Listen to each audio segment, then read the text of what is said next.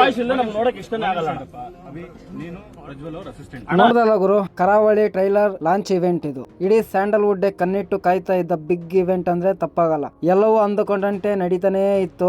ಆದ್ರೆ ಸಡನ್ ಆಗಿ ಇಡೀ ಥಿಯೇಟರ್ ಕಂಪ್ಲೀಟ್ ಸೈಲೆಂಟ್ ಆಗೋಯ್ತು. ಆಮೇಲೆ ಶುರುವಾಗಿದ್ದೆ ಐ ಡ್ರಾಮಾ ಗಲಾಟೆ. ಡೈನಾಮಿಕ್ ಪ್ರಿನ್ಸ್ ಪ್ರಜ್ವಲ್ ದೇವರಾಜ್ ಅವರ ಫ್ಯಾನ್ಸ್ ಸಡನ್ ಆಗಿ ಸ್ಟೇಜ್ ಗೆ ಮುತ್ತಿಗೆ ಹಾಕಿ ಡೈರೆಕ್ಟರ್ ಗೆ ನೇರ ಪ್ರಶ್ನೆ ಹಾಕೋಕೆ ಶುರು ಮಾಡಿದ್ರು. ಪರಿಸ್ಥಿತಿ ಎಷ್ಟು ಇಂಟೆನ್ಸ್ ಆಗ್ತಿತ್ತಂದ್ರೆ ಅಲ್ಲಿರೋ ಸೆಕ್ಯೂರಿಟಿಗೂ ಏನ್ ಮಾಡ್ಬೇಕು ಅಂತ ತೋರಿಸ್ಲಿಲ್ಲ. ಈ ಇವೆಂಟ್ ನಲ್ಲಿ ಸಡನ್ ಆಗಿ ಈ ತರಹದ ಗಲಾಟೆ ಆಗೋಕೆ ಕಾರಣ ಏನು? ಪ್ರಜ್ವಲ್ ದೇವರಾಜ್ ಫ್ಯಾನ್ಸ್ ಅಷ್ಟೊಂದು ಸಿಟ್ಟಾಗಿದ್ದು ಯಾಕೆ? ಸಿನಿಮಾದಲ್ಲಿ ಅಡಗಿರೋ ಆ ಒಂದು ಇಡನ್ ಶಾಕಿಂಗ್ ವಿಷಯ ಏನು? ಇವತ್ತಿನ ವಿಡಿಯೋದಲ್ಲಿ ಕಂಪ್ಲೀಟ್ ಇನ್ಫಾರ್ಮೇಶನ್ ಕೊಡ್ತೀನಿ, ಸ್ಕಿಪ್ ಮಾಡದೆ ಕೊನೆವರೆಗೂ ನೋಡಿ ಅಂತ ಹೇಳ್ತಾ ಮೈನ್ ಮ್ಯಾಟ್ರಿಗೆ ಬರೋದಾದ್ರೆ, ಪ್ರಜ್ವಲ್ ದೇವರಾಜ್ ಅವರ ಕೆರಿಯರ್ ನಲ್ಲಿ ಈ ಕರಾವಳಿ ಸಿನಿಮಾ ಕಂಪ್ಲೀಟ್ ಡಿಫ್ರೆಂಟ್ ಪ್ರಯತ್ನ. ಟೈಟಲ್ ನ ಅನೌನ್ಸ್ ಆದಾಗಿಂದ ಹಿಡಿದು ಮೊನ್ನೆ ಬಂದ ಸಾಂಗ್ ವರ್ಗೂ ಕೂಡ ಸಿನಿಮಾ ಮೇಲಿರೋ ಎಕ್ಸ್ಪೆಕ್ಟೇಷನ್ ಆಕಾಶ ಮುಟ್ಟಿದೆ. ಪ್ರಜ್ವಲ್ ಅವರನ್ನ ಹಿಂದೆಂದು ನೋಡಿರದಂತಹ ರಗಡ್, ರಾ ಮತ್ತು ಇಂಟೆನ್ಸ್ ಕ್ಯಾರೆಕ್ಟರ್ ನಲ್ಲಿ ಡೈರೆಕ್ಟರ್ ಇಲ್ಲಿ ಪ್ರೆಸೆಂಟ್ ಮಾಡಿದ್ದಾರೆ.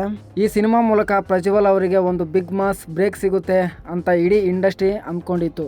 ಇಂತಹ ಟೈಮಲ್ಲಿ official trailer launch event fix ಆಯಿತು. ಜನ, ಮೀಡಿಯಾ, ಫ್ಯಾನ್ಸ್ ಎಲ್ಲರೂ ಕಾತುರದಿಂದ ಕಾಯ್ತಾ ಇದ್ರು. ಟ್ರೈಲರ್ ಸ್ಕ್ರೀನ್ ಮೇಲೆ ಪ್ಲೇ ಕೂಡ ಆಯಿತು. ಆದ್ರೆ ಆ ಟ್ರೈಲರ್ ಮುಗಿಯೋದ್ರೊಳಗೆ ಫ್ಯಾನ್ಸ್ ಕಣ್ಣಲ್ಲಿ ಸಂಭ್ರಮ ಮಾಯವಾಗಿ ಕೋಪ ಎದ್ದು ಕಾಣೋಕೆ ಶುರುವಾಗಿ. ಹೌದು ಗುರು, ಈ ಟ್ರೈಲರ್ ಸೂಪರ್ ಆಗಿ ಮೂಡ್ ಬಂದಿದೆ ಅನ್ನೋದ್ರಲ್ಲಿ ಡೌಟೇ ಇಲ್ಲ. ವಿಜುವಲ್ಸ್ ಬೆಂಕಿ ತರ ಇವೆ. ಆದ್ರೆ ಟ್ರೈಲರ್ ನಲ್ಲಿ ಪ್ರಜ್ವಲ್ ದೇವರಾಜ್ ಅವರ ಪಾತ್ರ ಮಾತಾಡೋಕೆ ಶುರು ಮಾಡಿದಾಗ ಫ್ಯಾನ್ಸ್ಗೆ ಒಂದು ಬಿಗ್ ಶಾಕ್ ಆಯಿತು. ಸಿನಿಮಾದಲ್ಲಿ ಪ್ರಜ್ವಲ್ ದೇವರಾಜ್ ಅವರು ಒರಿಜಿನಲ್ ವಾಯ್ಸ್ ಕೇಳಿಸ್ತಾನೆ ಇಲ್ಲ. ಹೌದು, ನಾವೆಲ್ಲ ಇಷ್ಟು ವರ್ಷ ಕೇಳಿರೋ ಆ ಡೈನಾಮಿಕ್ ವಾಯ್ಸ್ ಬದಲಾಗಿ ಟ್ರೈಲರ್ ನಲ್ಲಿ ಕಂಪ್ಲೀಟ್ಲಿ ಬೇರೆ ಯಾರೋ ಡಬ್ಬಿಂಗ್ ಆರ್ಟಿಸ್ಟ್ ವಾಯ್ಸ್ ಕೊಟ್ಟಿರೋ ಹಾಗೆ ಕೇಳಿಸ್ತಾ ಇದೆ. ಪ್ರಜ್ವಲ್ ದೇವರಾಜ್ ಅವರಿಗೆ ಸ್ಯಾಂಡಲ್ವುಡ್ ನಲ್ಲಿ ಬಿಗ್ ಪ್ಲಸ್ ಪಾಯಿಂಟ್ ಇರೋದೇ ಅವರ ಬೇಸ್ ವಾಯ್ಸ್ ನಲ್ಲಿ. ಅವರ ಇಂಟೆನ್ಸ್ ಡೈಲಾಗ್ಸ್ ಡೆಲಿವರಿಗೆ ಒಂದು ಸಪರೇಟ್ ಫ್ಯಾನ್ ಬೇಸ್ ಅಂತಾನೆ ಇದೆ. ಅಂತದ್ರಲ್ಲಿ ಇಡೀ ಸಿನಿಮಾ ಕೆರಿಯರ್ ನಲ್ಲೇ ಅತ್ಯಂತ ರಗಡಾಗಿ ಕಾಣಿಸ್ತಿರೋ ಪಾತ್ರಕ್ಕೆ ಬೇರೆಯವರ ವಾಯ್ಸ್ ಕೇಳಿದ ತಕ್ಷಣ ಫ್ಯಾನ್ಸ್ ಕಂಟ್ರೋಲ್ ತಪ್ಪಿದ್ದಾರೆ. ಇದೇ ಆ ಕಾರಣ ಇವೆಂಟ್ ಮುಗಿತಿದ್ದ ಹಾಗೆ ಡೈರೆಕ್ಟರ್ ಹೀರೋ ಜಾಗಕ್ಕೆ ಬಂದು ನಮ್ಮ ಹೀರೋ ಒರಿಜಿನಲ್ ವಾಯ್ಸ್ ಯಾಕೆ ಬದಲಾಯಿಸಿದ್ರಿ ಅಂತ ನೇರವಾಗಿ ಪ್ರಶ್ನೆ ಮಾಡ್ತಿದ್ದಾರೆ. ಈಗ ಇಲ್ಲಿ ಹುಟ್ಟಿಕೊಳ್ಳೋ ಅತಿ ದೊಡ್ಡ ಪ್ರಶ್ನೆ ಅಂದ್ರೆ, ಡೈರೆಕ್ಟರ್ ಈ ತರದ ನಿರ್ಧಾರ ಯಾಕೆ ತಗೊಂಡು? ಇದರ ಹಿಂದೆ ಏನಾದ್ರೂ ಸಿನಿಮ್ಯಾಟಿಕ್ ರೀಸನ್ ಇದೆಯಾ ಅಥವಾ ಪೇಮೆಂಟ್ ವಿಚಾರದಲ್ಲಿ ಏನಾದ್ರೂ ಗೊಂದಲ ಇದೆಯಾ ಅನ್ನೋದು ಪ್ರಶ್ನೆ ಬರುತ್ತೆ.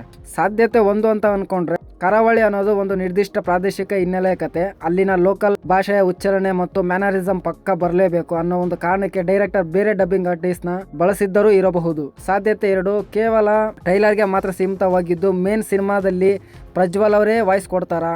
ಏನೇ ಇರಲಿ, ಈ ಇಶ್ಯೂ ಈಗ ಸ್ಯಾಂಡಲ್ವುಡ್ ನಲ್ಲಿ ದೊಡ್ಡ ಚರ್ಚೆಗೆ ಕಾರಣ ಆಗಿದೆ. ಫ್ಯಾನ್ಸ್ ಸಿಟ್ಟನ್ನು ನೋಡಿ ಡೈರೆಕ್ಟರ್ ಕೂಡ ಸಿಚುವೇಶನ್ ಹ್ಯಾಂಡಲ್ ಮಾಡೋಕ್ಕೆ ಟ್ರೈ ಮಾಡ್ತಿದ್ದಾರೆ. ಆದರೆ ಫ್ಯಾನ್ಸ್ ಮಾತ್ರ ಪ್ರಜ್ವಲ್ ಅವರ ಒರಿಜಿನಲ್ ವಾಯ್ಸ್ ಇಲ್ಲದೆ ಸಿನಿಮಾ ನೋಡೋದು ಕಷ್ಟ ಅನ್ನೋ ರೇಂಜ್ಗೆ ಡಿಮ್ಯಾಂಡ್ ಮಾಡ್ತಿದ್ದಾರೆ. ಮೂರನೇ ಸಾಧ್ಯತೆ ಏನು ಅಂತಂದ್ರೆ, ಪೇಮೆಂಟ್ ವಿಚಾರದಲ್ಲಿ. ಅಂದ್ರೆ ಡೈರೆಕ್ಟರೇ ಹೇಳ್ತಿದ್ದಾರೆ 1,25,00,000ಕ್ಕೆ ಅಗ್ರಿಮೆಂಟ್ ಆಗಿತ್ತು, ಆದ್ರೆ ಇನ್ನೂ 25 ಲಕ್ಷ ಬಾಕಿ ಇದೆ ಅನ್ನೋ ಒಂದು ಕಾರಣನೂ ಕೂಡ ಅವರು ಬಿಚ್ಚಿಡ್ತಿದ್ದಾರೆ. ಇದು ಒಂದು ಕಾರಣ ಕೂಡ ಇರಬಹುದು ಅನ್ನೋದು ಸ್ಯಾಂಡಲ್ವುಡ್ ನ ಸಿನಿ ಪ್ರೇಕ್ಷಕರ ಪ್ರಶ್ನೆ ಕೂಡ ಇದು. ಒಬ್ಬ ಡೈರೆಕ್ಟರ್ಗೆ ಕಥೆಯ ದೃಷ್ಟಿಯಿಂದ ಯಾರು ಸೂಟ್ ಆಗ್ತಾರೆ ಅಂತ ನಿರ್ಧಾರ ಮಾಡೋ ಹಕ್ಕಿರುತ್ತೆ ನಿಜ.